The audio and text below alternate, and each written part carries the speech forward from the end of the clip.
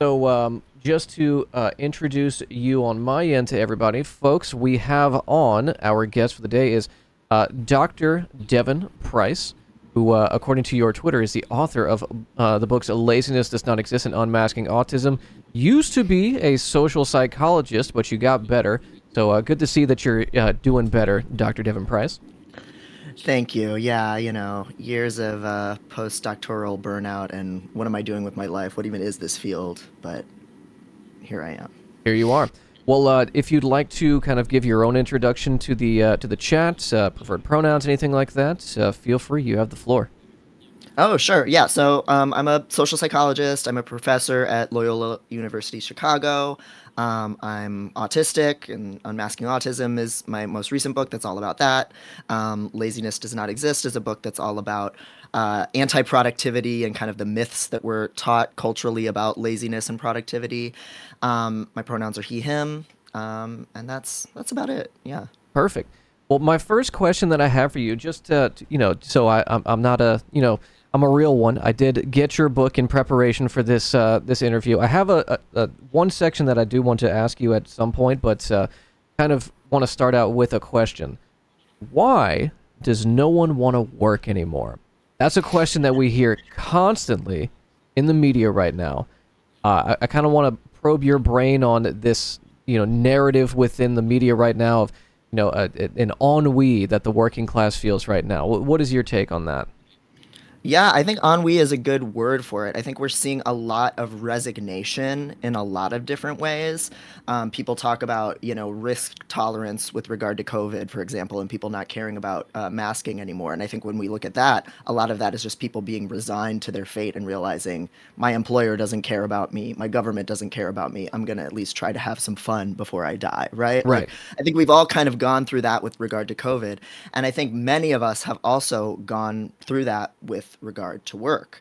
As a millennial, I entered the job market during the Great Recession. And so we were all really indoctrinated at that point to take whatever job we could get, to work very, very hard and never complain, and to be thankful we even had a job.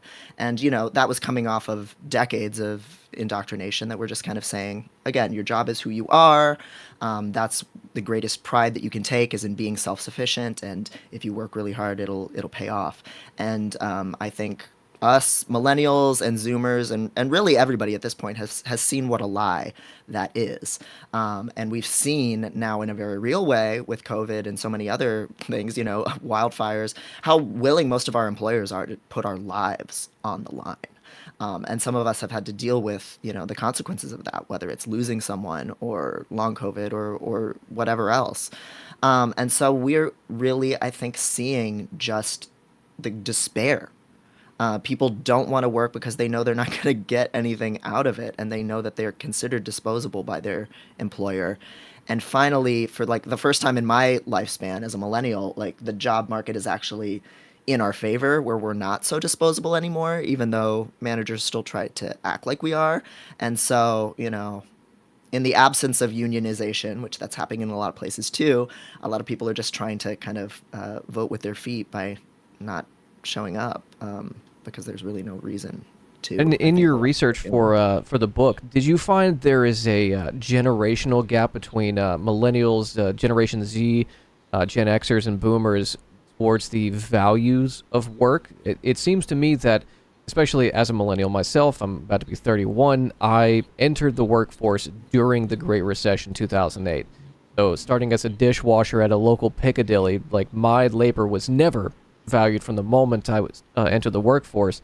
And I think, at least from my perspective, and having a lot of Zoomers in my community, it seems that watching the recession growing up, kind of going through COVID lockdown and seeing all of the unrest that came with 2020 and the kind of time warp that we're in, and now mass labor mobilizations across America and the world, it seems that Generation Z has a bit more of a, I would say, class-centered perspective on their work than generations before them. Is that something that you found as well?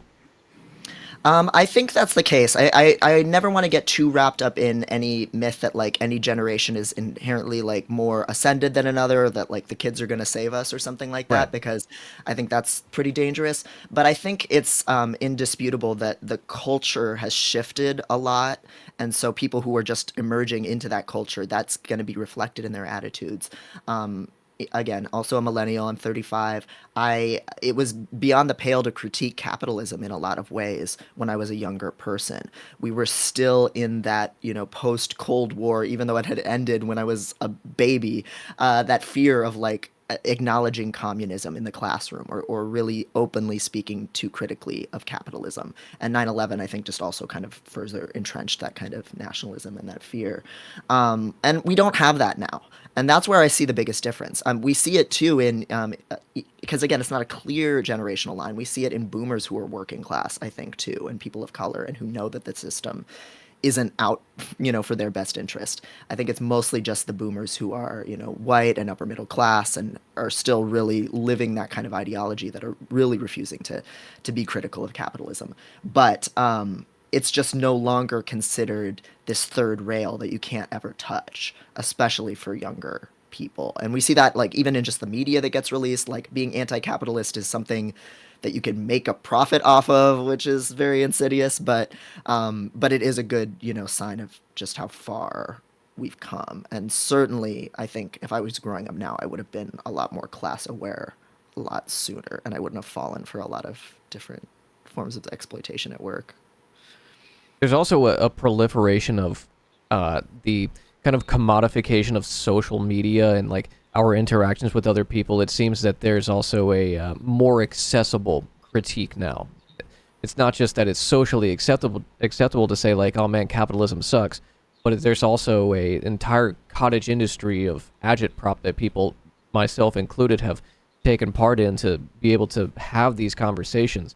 And I understand the resistance towards casting a generational lens on that, but I do think that the younger people are more comfortable with it, perhaps because of their Gen Xer parents who are part of Occupy, maybe more comfortable with those systemic critiques.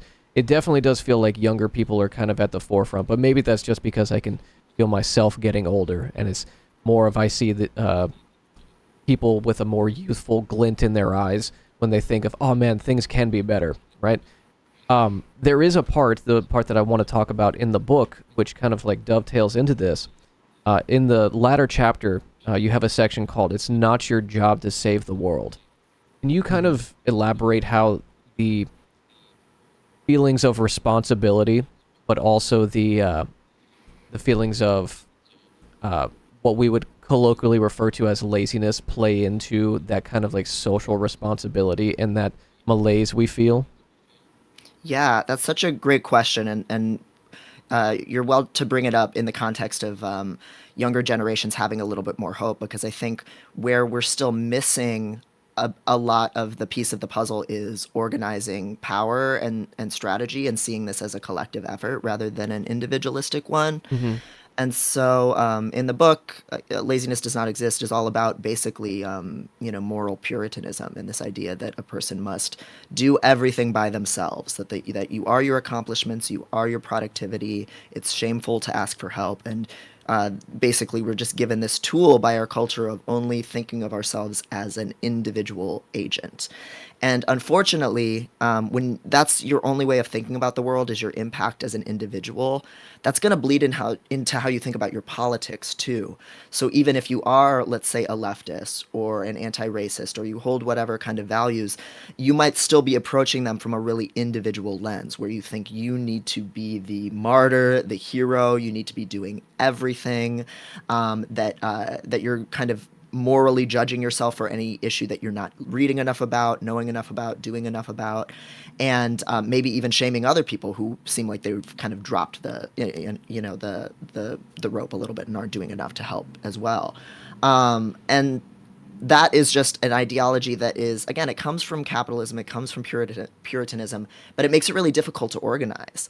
And so that chapter, "It's Not Your Job to Save the World," is all about having a degree of humility and realizing that bootstraps logic, if it doesn't apply to the economy, it definitely doesn't apply to, ending incarceration or improving conditions in your neighborhood. It's a collective effort where you have to really find your niche, your calling, where you can make a difference in people's lives and interweave yourself within a broader community to get things done and to support people. And to know that that means that you're not going to be an expert on every issue, and you don't necessarily have to be, and that you're going to be reliant on other people, and that the arc of change is this really slow, often really personal process of just small conversations with people and kind of doing that kind of organizational work. And I do think that is something that gets lost on social media. It's hard to do that kind of community building online. It's not impossible, Right. but it's a lot easier to share an anti-capitalist meme than to kind of have those in-depth community building Absolutely. efforts. I love that you bring up Puritanism because these kind of Protestant Puritan values of work ethic definitely are still pervasive today. Is that mentioned at all in your work? Laziness does not exist. The kind of like Protestant work ethic that still, is within the corporate structure. Absolutely. Yeah. So in the book, I kind of explain one of the big origins of this way of thinking of hating laziness does come from the Puritans, and just kind of their influence on the U.S. as it was becoming a colony, as colonization was happening. And to this day, in psychological attitudes research, we see Americans endorse something called the Protestant work ethic or moral Puritanism far more than people in other countries. So the Puritans believed it was actually evil to give people charity, that if you were helping someone in your community, you were morally corrupting them, because then they would no longer have an incentive to work hard. A And moral we still, hazard. yeah, the moral hazard argument, exactly. And we still see in America far more people endorse that attitude, that it is wrong to give people charity, that we have to be really, really careful about who we give any benefits to, which is part of why it's so hard to get disability, unemployment, whatever else, food stamps. There's just so much gatekeeping you have to go through to prove you've really suffered enough. We tend to still valorize suffering, and we also see that in corporate culture, organizational culture. Most managers, CEOs, business leaders have a lot of attitudes about productivity that don't line up with the data. So they think it's really important to bring people into the office, even though we know really well at this point people are actually more productive from home and when they have flexibility. Managers think people have to come in and work a certain set schedule when we know that flex time is actually a lot better for people's mental health and productivity. All these different things that we do to basically like torture working people, just for the sake of thinking that it's good and righteous, to not let people get away with anything, and to kind of force them to work. So yeah, that's still incredibly widespread. Absolutely. Uh, so, how do we fit the laziness within? Or sorry, let me rephrase the question. We've given the descriptive arguments of like what laziness is within the current context, how we interpret it. What are the prescriptive arguments against laziness, or looking at it perhaps in a different lens, both on the individual and on the systemic level? Like, how do we approach this within our personal lives, within our own, maybe how we keep our spaces cleaner, how we approach work, but also how we look at our communities. Like, how do we reframe that conversation away from the dispersions against your work ethic towards more achievable goals? Yeah. What I always say is that when we look at somebody's action or lack of action and we call that laziness, what is happening is that there are barriers to that person's action that we either can't see or that we have decided are just illegitimate. So lots of us, especially if you're neurodivergent, have had the experience of a teacher assuming you're lazy, because they can't understand why you're not doing an assignment, because they can't see inside of your brain and can't see the confusion that you have or that you're depressed. They can't see outside of the classroom and see what's going on in your life, in your home life, that makes it hard to study or that is just kind of wearing you down and making you demotivated. All of that broader context is just gone when we call someone lazy. And the unfortunate thing is that we also do that to ourselves a lot of the time. We beat ourselves up for not keeping a completely like tidy home, or for not showing up for all of our friends on the level we'd like to, for not doing enough activism, for not working hard enough at our jobs. without really taking a moment to give ourselves credit for all that we are dealing with Hmm. and carrying and how much energy that's taking out of us. So again, that can be something like depression or ADHD. It could be something like COVID trauma. I think for most of us, it's actually a whole bunch of different things that we're carrying and we need support for, that we're not getting. And so being cognizant of all that, I think, is really important when we feel ourselves being lazy or we're frustrated with ourselves. Take a look at the broader context. And the other thing that I always say is you need to cut something out of your life. If you're trying to do something more, if you're trying to add some responsibility to your life, the place to start is by finding something to cut, probably multiple things to cut. Um, and that might be something like just some standard that you're holding yourself to because of society. Like, I need to do this to be a good person. I need to work out this many times per week to be a virtuous person. Whatever kind of belief system is in your head. Or it could be your work schedule. I think that's the big one for most of us. Yeah. Or family obligations, illness, whatever. You have to find something in your life that you can deprioritize, someone you're going to be comfortable disappointing, or some social standard you're going to be willing to just relax because you don't actually care about it. It's just Right. like society's view. That's the only way we can actually free up time to be more active, do more in our community, work on ourselves in whatever way actually does matter to us. To do more, you have to start by doing less. Absolutely. I love that you bring up the kind of societal associations we have with neurodivergence. You also wrote a book, Unmasking Autism, I believe was the name of the book.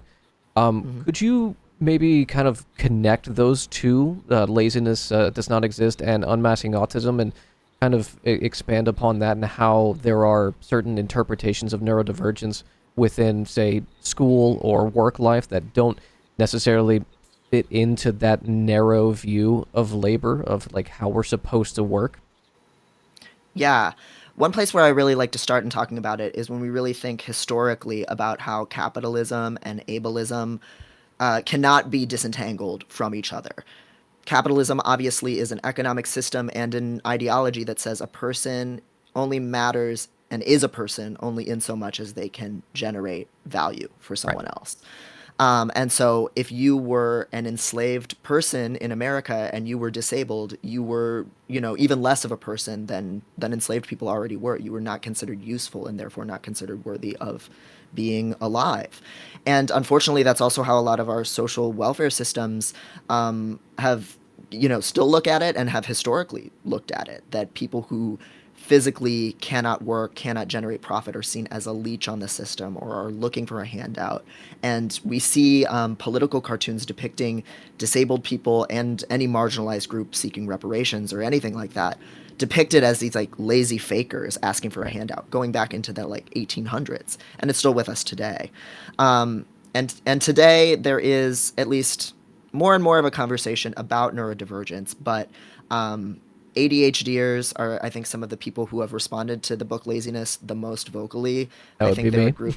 Yeah, yeah. Y'all get so beat up by schooling institutions, by employers, by just everyone. Everybody calls ADHDers lazy, and it's very maddening to me, because it's treated as a defect. But when we really look at how ADHDers work, so, body mirroring is a big thing for ADHDers. It's a lot easier to get work done if there's somebody else in the room also studying while you're studying, cleaning while you're cleaning, whatever.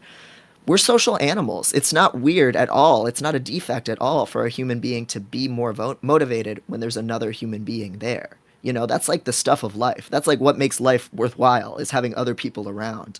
And so it's really sick and insidious that we have decided to call that a disorder, that somebody needing external social motivation to get things done, which is, I think, pretty much just the human condition, that we call that a disorder.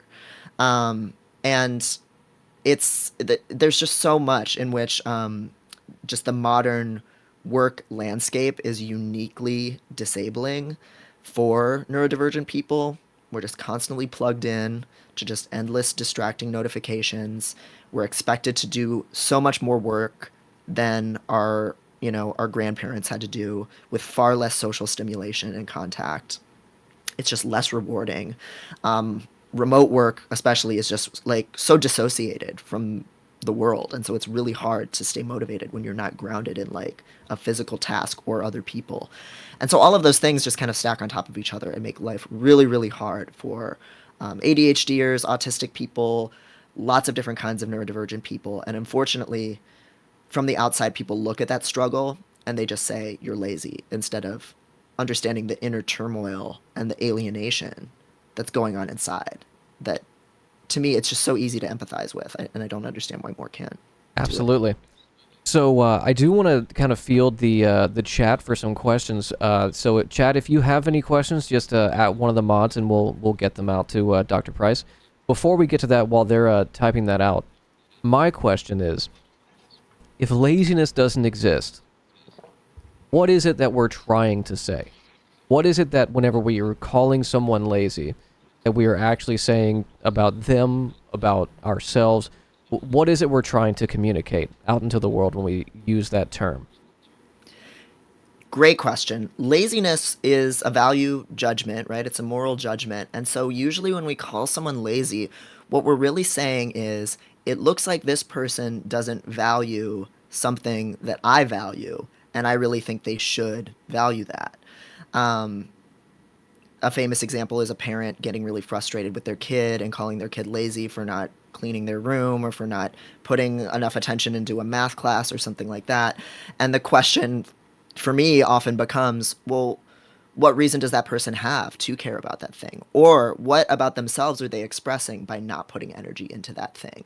So if it's a person who's, a child not cleaning their room, maybe they're expressing like agency over the one realm of the world that they have any control over, right? Um, and I think that same conversation can be applied to adults just as easily as to children and teenagers, where we dismiss people as lazy for any number of things, not going out to vote in a political system where there's very little incentive to and very Right. little put in place to make it possible for someone to vote. We call somebody lazy for like littering in a neighborhood where there's no, recycling system and there's no Right. trash and there's no like public infrastructure. So a lot of times when we're calling someone lazy, what we're also doing is we are ignoring how little society is doing to facilitate and support a person in making a choice that might benefit them and their community. Again, COVID's a really obvious example of that too. Were people being lazy and not adhering to isolation and mask mandates and testing, or did our government just completely fail to make it possible for people to engage in those things, if Yeah. not by like gargantuan effort? And that's twofold too, because there's the dispersions that people cast upon people who enjoyed, the little crumbs that we kind of gave people, the Biden bucks, Trump bucks, and the expanded unemployment that we had, and people said, well, like for the first time, and what feels like maybe over a decade, if you're in your 20s or 30s, that you've had more autonomy to kind of do what you want. If you were able to like stay home on unemployment, you like for the first time ever, you felt free. For the first time ever, the American government gave us a little crumb of something, and people were told they were lazy, that they were taking handouts, age old, laziness stand-in, welfare queens. That's Mm-hmm. another one that is rooted not only in like those Puritan values and the Protestant work ethic, but also in racism and white supremacy, all of that. Absolutely. Absolutely. So, Absolutely. go ahead. I'm sorry. Oh, I was just going to say, and when people finally had those checks, we saw such an explosion of people engaging in activity that they care about. Like Yep. families were a lot more healthy, children were happier, people were making more art, people were doing more activism. Like we don't need to be afraid of people being lazy. Human beings like to do things that matter. It's just we usually aren't able to because we're stuck working for wages in a really unfulfilling job. Absolutely. So, I have a couple questions from the chat, if you don't mind. One of Sure. them that just came through that caught my eye because this is something that I grapple with. How do you feel that the concept of laziness relates to something like an imposter syndrome in someone's work? Yeah, so I have a lot of thoughts about imposter syndrome. I think it's another one of those kind of social conditions where we blame the victim for just noticing a pattern. I think a lot of what we call imposter syndrome is actually pretty accurate pattern recognition on the part of women in the workplace, people of color in the workplace, people who are neurodivergent who've been told they're not trying hard enough and they're wasting their potential all the time. It really seems to me like it's not really a syndrome to, if you've experienced that countless times throughout your life, to expect that to happen again. Like if you've been told all your life as an ADHDer that you're getting away with things, that you're not behaving well, that you're cutting corners, that you're not realizing your potential, it makes sense that then if you did finally get a job in a field, let's say that maybe you even care about and want, that you would feel like you don't deserve it and that somebody's going to come around and say that you're not trying hard enough because you've been told that all your life. So I think it's obviously really psychologically gutting to believe that you don't belong, that you're constantly being scrutinized, and that you need to do more and more. Imposter syndrome obviously makes a population way easier to exploit because you think you have to work even harder than everyone else in your environment. But I just always want to stress that when people experience those feelings, it's not actually, I don't think, an individual pathology. It's actually a pretty logical response to what has happened in the past. So then you just need to ask yourself, am I disposable in this workplace? And if so, can I slowly convince myself to not give so much of myself away because they don't actually deserve it? And proving that I'm like the best, most virtuous, good little boy in the office is not actually gonna, you know, bring me out of the material conditions that got me feeling this way. But it's hard. It's easier said than Yeah. done. I deal Yeah. with it all the time, especially when I'm like trying to cut together content and I have to like watch myself instead of have myself in a screen off to the side that I can kind of ignore. Like actually trying to present myself into the world gets very like anxiety inducing. It's like, well, this doesn't like meet the standards of what I'm kind of expecting of myself or what I think people expect of me, right? So, absolutely. Thank you for saying that. That's actually I feel like I'm in therapy again. So, Yeah. just before I get to any other questions, how are you on time? I'm good on time. We can hit Okay, as many get like questions as you need like. one, two, Yeah. maybe depending on the questions, a couple more. I have one from Hikira in chat. What are some ways to talk about your ADHD and need support from if you need support from others? Like, how do I explain it and everybody understands? Understanding is a struggle in my life. They say. Again, you don't want to blame yourself too much for certain other people in your life not caring. I think I run into this kind of question with autistic people a lot too. How to make your family understand that you need certain kinds of support, how to make somebody you work with or a partner understand it, or a roommate. And the first question I think is always to just ask, okay, what is my goal with this particular person? And is that a realistic goal? Like, is this a person who has shown that they respect me? Or is this a person who can admit when they've been wrong or that they've changed their opinion about something? Is this someone who has shown that they have a real interest in learning about how to support you better? Or are they someone who they're just going to be dismissive, call you lazy, say you don't have an excuse? You want to invest a lot less energy in trying to persuade the unpersuadable, right? So convincing everyone or getting everybody supportive is unfortunately probably not the best like way to invest your energy starting out. But for the people who you do have that trust or that you're worth are worth taking that risk of trying to build trust with, I think you can recommend to some of them any books or videos about the ADHD or experience that you think help explain how it feels to be you. You can be really specific about I need for this particular task, I need this kind of help. So I can't fold the laundry unless somebody else is also in the room doing some kind of chore. Can we set aside some time to work on this thing? Or can you hold me to this promise? I know a lot of ADHDers say they really benefit from external deadlines. So asking, let's say a partner or roommate that you live with, yes, I'll tackle the dishes or I'll clean out the garage. Can you please give me a due date for it and remind me and prompt me? And can you do something in the same space while I'm working on that? That is really not an unreasonable ask, and I think can help really remedy a lot of the breakdowns that we sometimes have, where just loving and being friends with ADHDers, people get frustrated instead of just understanding. Here's how I help facilitate the behavior. So the more specific you can be about like the kinds of help you need for particular situations, the better. But I think also just telling people who are safe to tell, hey, I'm ADHD. Here are some of the things people misunderstand about me. So for me as an autistic, people think that I'm rude. People think that I'm sarcastic.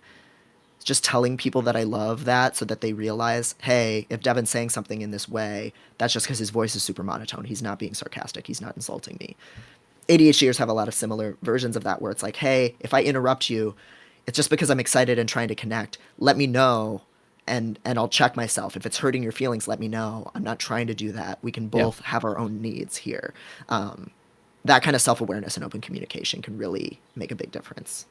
So something that kind of splinters off of that, as someone else asked, Kelthiness asked, do you recommend like seeking diagnosis for ADHD? And I'll add, autism onto that for adults.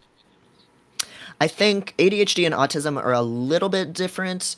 It's a little bit easier to get an ADHD diagnosis in the sense that with autism, there's a very specific kind of assessor you usually have to go see, and it's really hard to get an assessment as an adult. Hmm. It's still treated as basically like a disorder for white boys who are like 3 or 4 years old, and everybody else, it's pretty hard to still get a diagnosis. With both disorders, I would say you have to weigh what benefits you want to get out of the diagnosis versus the stigma and any kind of legal restrictions that might come with that diagnosis. So, in some countries, you can't immigrate if you're autistic. There have been, Ukrainian refugees who've been turned away from the UK because they're autistic. You can't immigrate to New Zealand if you have an autism diagnosis. Really? You sometimes, yeah, yeah, it was Canada too until very recently, a couple years ago. You may not be able to join the military. You might lose custody of your kids in a contentious divorce. I can't guarantee that any of those things will happen, but unfortunately, sometimes those diagnoses can be used against you in those ways. ADHD, that happens a little bit less often than with autism. There's a little bit less of an assumption at this stage that ADHDers are like incompetent to be like adult people with adult rights. Though obviously there's still an immense degree of stigma and struggle there too. Hmm. I think with ADHD, if you want to get on any kind of stimulant medications, obviously a diagnosis will help. If you're going to be going to school and you want extra test time or to take a test in a private environment, a diagnosis is unfortunately required in most places, most institutions. And so those are all very understandable reasons to seek a diagnosis. The one place where I would tell people to not expect too much is legal protection in the workplace. Even though discriminating against either of those groups is illegal under the Americans with Disabilities Act, employers win the lawsuits 90% of the time. Unfortunately, it's just really hard to sue your employer for Yeah. discrimination. Um, There was a trending conversation that came from a TikTok recently about time blindness. I don't know if that came across your timeline at all, but essentially there was this girl who was talking about her employer was not going to give accommodations for time blindness as part of her like ADHD. The TLDR of the story was that it was her mom telling her that employer. But mm, is that an aspect of ADHD? I'd never like heard of it given like a kind of medical descriptor, time blindness. I think time blindness is a little bit more informal. Like you'll see it in like clinicians will talk about it, but it's not in the DSM per se. Okay. It's not necessarily in peer-reviewed research. It's one of those ways of describing the ADHD experience that can be a little contentious because there's a lot of things going on in what we call time blindness. It can be somebody being really hyper fixated on a task and just, Hmm. oh, I'm just losing myself enjoying this task and I lost track of time. And it can also be things like ADHDers have really different circadian rhythms. It's just easier for most ADHDers to focus late at night and they need to sleep late into the morning, most of them. You're doing a morning show, so I mean, Godspeed I am with going that. But against every fiber of my being live in the morning. Like I am yeah, not at all a morning person. yeah. And so a lot of people that can get wrapped up in time blindness too because ADHDers are tend to be late to things often and tend to need sleep later into the morning than other people. So again, that gets perceived as, oh, you're so unreliable, you're so lazy. When again, it's just neurodiversity. It's just a different way of functioning. So yeah. Okay. Well, I think I can take up time for one more. There was a question I saw that seemed very interesting. How do we achieve productivity if we are feeling unable to do things? I think this is talking about laziness again. If we are Hmm. unable to do things that we want to do. If I heard correctly, your anti-productivity might be oversimplifying it, but what if I'm struggling at meeting my own goals, my own expectation of myself, and feeling lazy? Kind of goes back into like the how we perceive ourselves question, I suppose. Yeah, it goes back to how we perceive ourselves, but it also goes into our values, and that's a big thing in the book. I really ask people to like take stock of what do you value the most in life, what do you wish that more of your life could be devoted to doing, and what is sapping a ton of your energy that you don't really value, but you've just been forced or expected to do it. That's draining a lot of energy away from that. So that can be a really big factor. A lot of us don't have enough time and energy to write or paint or, skateboard or do whatever it is that matters to us as much as we'd like to. And I think often one of the first questions there is what is eating up a ton of my time and energy? What can I cut back on so that I can free up a little more energy to do those things? Because even if we care about something, it does still take energy. But another piece of it is the social piece too. I've heard a lot of ADHDers say, I love drawing, I love crocheting, I love making music, whatever it is, but I can't just up and do it. I need support in doing it. And that's something where I think building in a social component can really help. Having kind of a standing date with some friends where you're like, okay, let's just all work on creative projects together, or just some kind of social accountability put in place, whether it's a club that you join or just kind of informal kind of social space that you create that just gives you the time and the space and the social facilitation to like make it happen. Because you really are not a failure or lazy for not being able to initiate that stuff on your own. We are social beings. That is how people have created and done meaningful things like throughout history is together. So finding some way to get that social juice, I think, can also really help. It's fantastic. Ladies, gentlemen, and NBs, this is Dr. Devon Price. Mods, if you could do a shout out, the book is Laziness Does Not Exist and Unmasking Autism. Dr. Price, if you have any works that you're currently working on or doing anything that you'd like to kind of signal boost to the community, you feel free to kind of do that now.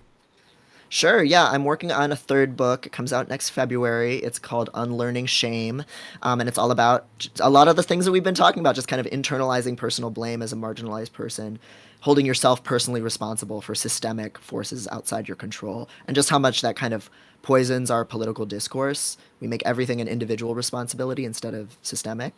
So that's coming out, and yeah, and I also stream on Twitch on Fridays, twitch.tv/ Dr. Devon Price. Me and my producer Madeline, we talk about neurodiversity stuff, queer stuff, trans stuff. Sometimes we just play video games, all kinds of different things. So yeah, Fantastic. Well, chat, if any of you didn't get your questions read, then make sure to stop by Friday. We'll get the shout out in the chat.